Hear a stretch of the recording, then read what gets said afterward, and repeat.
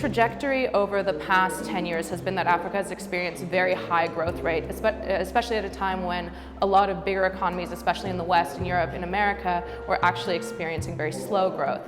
But the problem with that was that growth did not experience a lot of trickle down. So it didn't generate a lot of jobs, which is one of the biggest problems there. So now what we need to look at is how foreign investors can come in and not just be investing in coal or in mining or in oil, but looking at manufacturing, looking at job creation. And I think as long as there is that kind of consciousness and a willingness to cooperate with local communities and include local people, investors can make a huge difference. We see that the major economies such as South Africa, Morocco, Kenya and Egypt would be the top destinations. But interestingly, and even compared to last year and right from the period from 2003, we see the likes of Mozambique, Cote d'Ivoire, Tanzania and Ethiopia all coming into the top 10. With regards to sectors, it's the same old story. We see financial services, business services and communications being the top sectors. But one of the more interesting stories is around renewable energy, and I think the growth within that sector.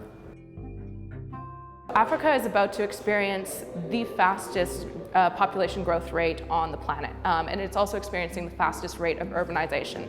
So obviously that presents a substantial opportunity in terms of you have a very young population, working age population at the time when most major economies are actually experiencing declining birth rates and aging populations.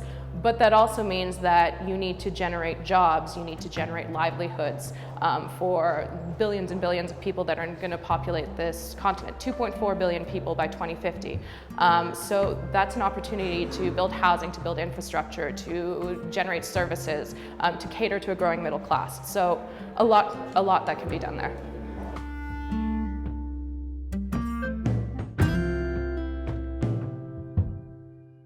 I think certainly realism is the best term for it, and Afro-realism is by far the best term, because with anything there's pros and cons, and we see a lot of positive stories coming out of Africa. So things such as the labour force increasing in size and a higher working age population, and there's certain benefits to that, potentially increased productivity levels. But that needs to be coupled with education reform and more investment in infrastructure is a key point that needs to be invested in. And so within all these opportunities, there's certain aspects that we need to be more realistic about. There's certainly the opportunity there, but certain business reforms as well need to be put in place in order to encourage more FDI. Well, I think Spanish companies have an opportunity in that they have a geographic advantage. Spain is very close to Northern Africa, to Western Africa. There are obviously historical ties to Northern Africa as well as to Western Africa.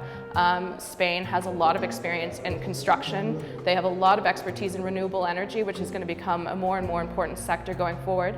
I think what I would advise is that, first of all, if you're going to go in and invest in Africa, you need to find the right local partners. Having local expertise, people understand the market, people understand the players on site is essential. And the other thing is to go in with a long-term strategic vision. This is not an environment that's conducive to quick yields, quick turnarounds. You really need to be thinking over the long term. So that's what I would advise.